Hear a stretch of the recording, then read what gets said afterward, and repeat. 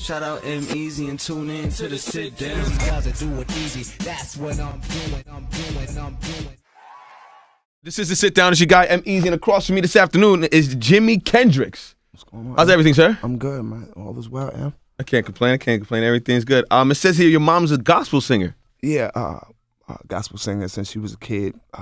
Funny thing is, my sister Kelly Price was one person that she was able to really work with. She sung all the way up until she was 18. Timothy Wright definitely was one of the most famous, well-known gospel singers in New York at that time. And she got pregnant at 18 with me and my brother. She put that on bricks and then just kind of focused more on being a mother. Got you.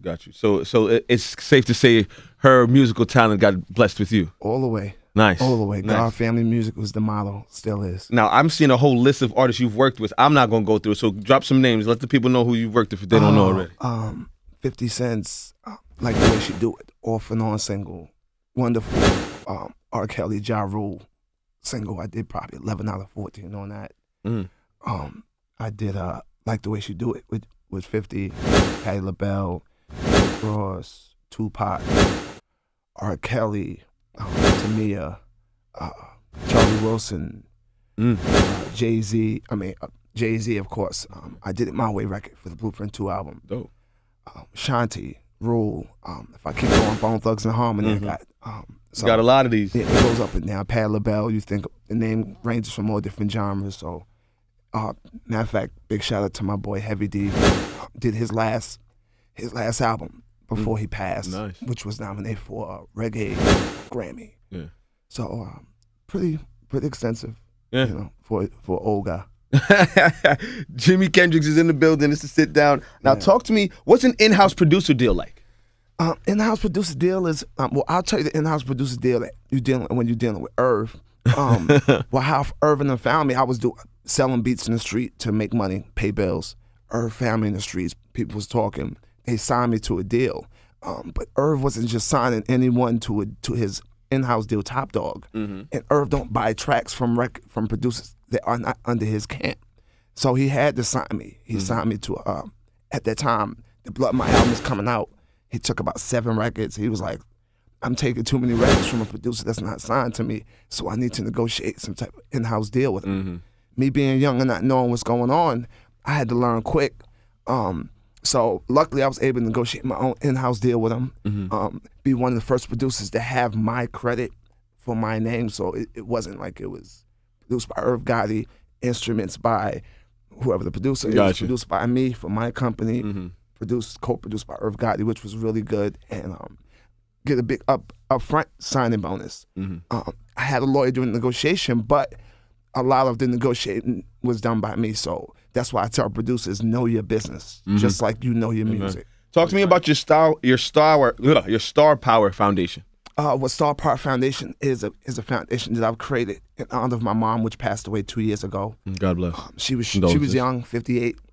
She passed away suddenly, and this is my way to give back to the community. Take money, revenues, put it into a scholarship fund for our local kids in the community that need money, school books, clothing.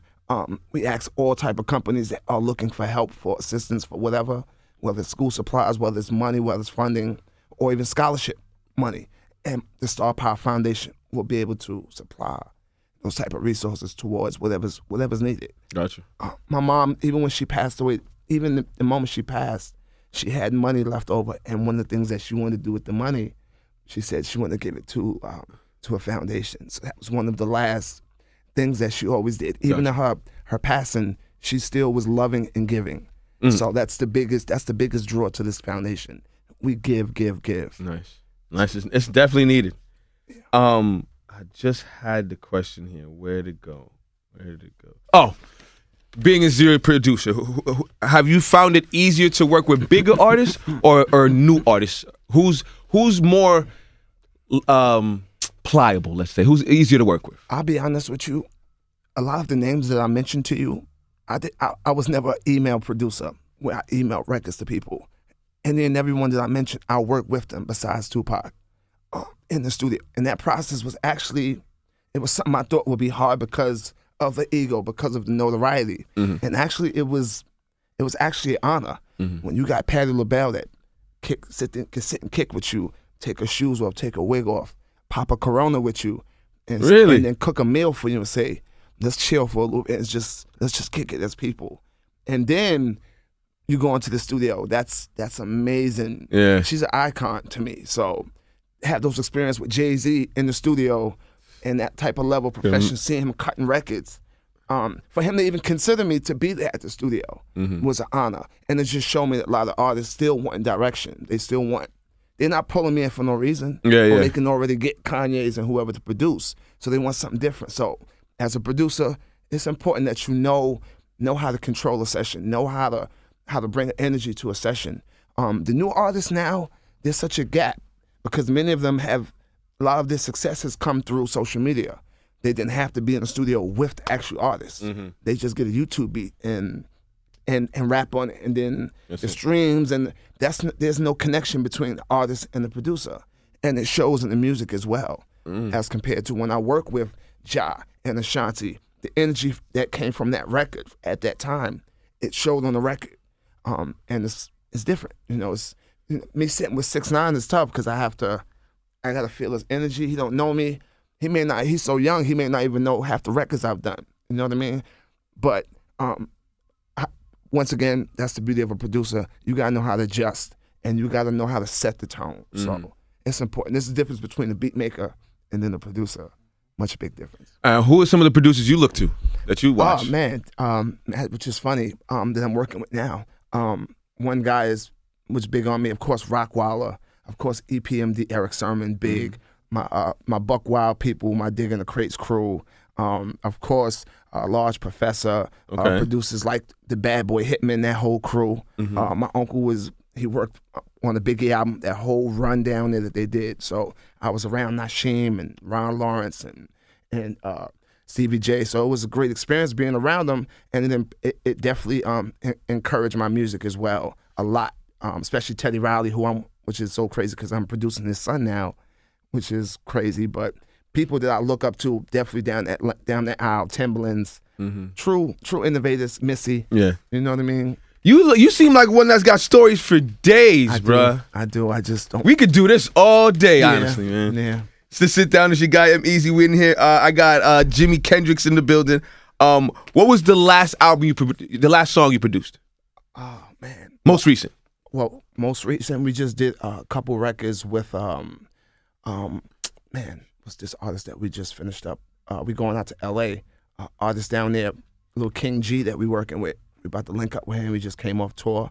Of course, Lil Mama we just did. Okay. I just did a new record, which actually a couple of the records that we did with a couple Atlanta artists. I'm not going to say their name yet because it just went through, which is weird because that new wave of artists that's coming up is exactly what I'm being pushed up underneath. I just was asked to be executive producer with Wyclef for a new project on his label. That's my guy. And I'm producing, of course, also Teddy Riley's son, TJ Riley. There's a couple other things, like there's things that's going on, but I've learned to keep my mouth shut and not say too much until the ink is dry. Yeah. Of course, we're going back to Ja, Shanti. When they're ready, I'm back in. So, like I say, every day is a different phone call, a different situation. But besides production, what I do on the side is I also teach high school. Okay. Which was something that I did years ago, just to kind of give me a different energy, especially when you've been drained and doing music for years. You want something to kind of give you a break. Well, some fishing, some go on vacation for a while. Me, I wanted to give back and use my energy, so I got into teaching young men's leadership program. Nice. And turned into a Producer Academy, a showcase program which teaches kids how to make beats, market their beats, and sell their beats. And, is there any way I can sit in on one of those classes? Yes. We have weekend classes where I'll just take a weekend, I'll lock in the studio, and parents will call me like, hey, my son, he loves music, he wants to come, and they'll come in on a Saturday, and they'll just sit there, MPCs laid up, keyboards, engineer, and we just kind of sharpen steel. That's dope. Just kind of show them the whole format of how it works. Too often we've been giving kids fish, we haven't been teaching them how to fish, and that's why they keep coming back still hungry. Amen. Teach them how to fish, they'll be able to feed their family for a lifetime. So it's a different mentality. in the industry that we're in, it's like crabs in a barrel. Amen. Nobody ever wants to pull you up once they get up there. So my mind is a little bit different. Let me empower you. Yeah. You know what I mean? So if you can pass it on and someone can be helped by it, and you don't have to go through some of the problems I've had in the industry and contracts and just the business, then it's all worth it. So Producer Academy Showcase is something that I'm doing. It's starting in New York. We also do showcases. I've had Hattie Racks. I've had Avery Storm. I've had sponsorship from Serato, Akai, Monster Energy. So it's turned into bigger than just a Producer Academy. Now we need to put a stage where they can showcase what they've done. So we'll do some more talking behind the scenes. I want to connect with you. Yes, sir. The conversation was definitely dope, and I appreciate the conversation. I appreciate you coming. All day, man. Easy. Let them know how to get in contact with you. Man, you can Google me. I'll leave it like that. The real Jimi Kendrix, man. The rest is history. My man said, Google me, Google bitch. me or listen to the radio, man. That's it, Jimmy. God bless you. Producersacademy.org is my website. You can go on there. It'll let you know all my events, up and coming showcases. I'm going to London for a little bit to work on a couple artists out there real soon. But booked and busy, huh? I'm always, and I think I'm starting to be more, like I got cameraman. I never was big on social media. That's why there was such a gap after the Fed's investigation with Irv. It shut things down, and I kind of shut down from being on cameras. And so I'm just getting familiar with who's hot, who's the hottest A&R, what's moving and shaking in the label. So this is still all, like I said, it's a privilege. I'm humbled. I thank you, the entire team. In the mix, man. I'm here, man. God bless. Appreciate it. This won't be the last time I see you, sir. I hope not. Have a good one. This was the Sit Down. Let's do it. My man. Shout out EmEz and tune in to the Sit Down. Doesn't do it easy. That's what I'm doing.